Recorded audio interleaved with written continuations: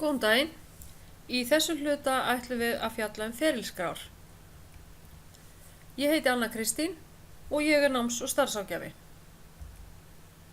Af hverju þarf ég að gera ferilskrá? Það er einfaldlega vegna þess að ferilskráin er fyrsta sambandi sem þú hefur við fyrirtækið. Í þessu plaggi er kynning á því og því sem þú stendur fyrir. Hann er samantekt á þeim stöðum sem þú hefur unnið og hvaða menntun þú hefur og svona ýmis smáatriðanir sem þú vilt setja í þetta plagg. Þú verður að passa að hún sé alls ekki of löng. Því lengri sem hún er, því meiri líkur er á því hún verði ekki lesin, heldur aðeins blaðaði henni og renti yfir helstu atriðin. Þú þarft að finna hver eru aðalatriðin í þínu starfsferli eða á hvað þú vilt leggja helst áherslu. Hvað skiptir mestu máli?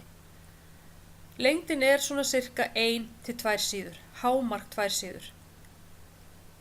Það sem að fólk setur, það fer yfirleitt cirka 10 ár aftur í tíma, 10 til 15 ár. Þetta álítið eftir hvort að þarna lengra aftur í tíman séu störf sem maður vill draga fram. Þetta eru upplýsingarnar sem verða að koma fram. Það er í fyrsta lagi persónulegar upplýsingar. Það er nafn, heimilisfang, sími, kennitala. Það er menntun, það er starfsreynsla, það er áhugamál og þú lokar plagginu með meðmælendum.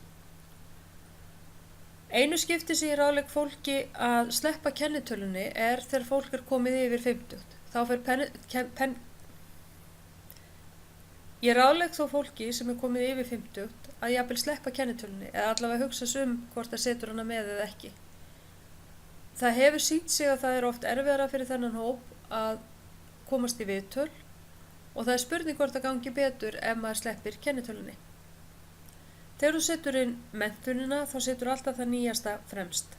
Þú setur síðasta skólan sem þú kláraðir og ekki setja bara árið sem þú kláraði skólan, heldur líka hvað það titil þú fékkst. Var þetta diplóma, var þetta stúdentspróf, var þetta sveinspróf, hvaða próf varst að klára?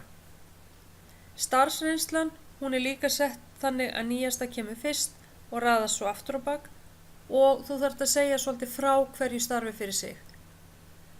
Það er mjög gott að setja áhugamál því það getur oft komið fram tenging við þann sem er að ráða í starfið eða við fyrirtæki, þetta eru kannski sérstök áhugamál sem viðkomandi fyrirtæki hefur. Og síðan er það meðmælendurnir að það er mjög gott að hafa 2. Þessi meðmælendur mega ekki vera of kunnugir þér.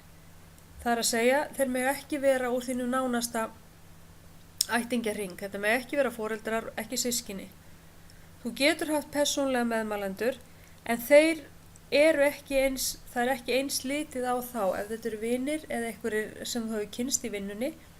Það er skárra að hafa þá heldur en engan.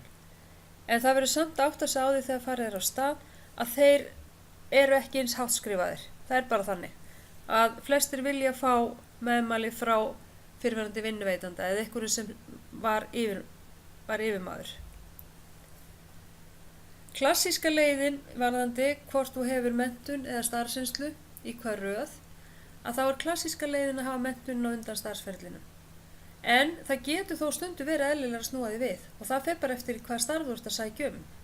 Kannski ertu með allt aðra menntun heldur en starfsreynslan þín segir svo til og starfi sem þú ert að sækja um er einmitt í beinu framhaldi af því sem þú hefur verið að vinna og þá viltu kannski hafa starfsferilinn á undan.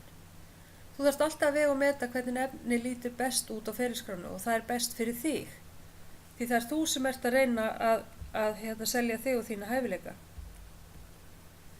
Ég hef búin að minnast aðeins á meðmælendurnar. Þessu er alltaf loka með meðmælendum og þeir þurfa helst að vera vinnutengdir.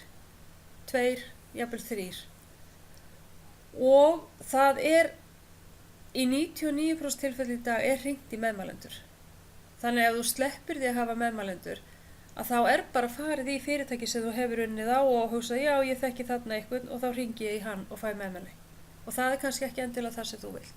Þannig endilega settu meðmælendur og þegar þú ert búin að ákveða hvað meðmælendur þú ætlar að hafa, hafðu samband við þá og spurðu hvort það sé í lagi, hvort það sé til í að vera meðmælendur þínir.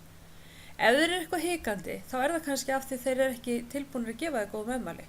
Þannig hlustaðu svolítið eftir því hvernig svör þú færð og þú veist það líka svolítið sirka, þú veist alveg hvernig þú stóðst þig. Flestir vita það, hvernig þið stóðu sig á þeim vinnustað. En ekki setja nafn meðmælanda nema að hafa samband við hann fyrst. Upp á það að hann muni eftir þér þegar hringdi. Það er ekkert verra heldur en að hringja meðmælanda sem man ekki eftir viðkomandi sem verið að spyrja.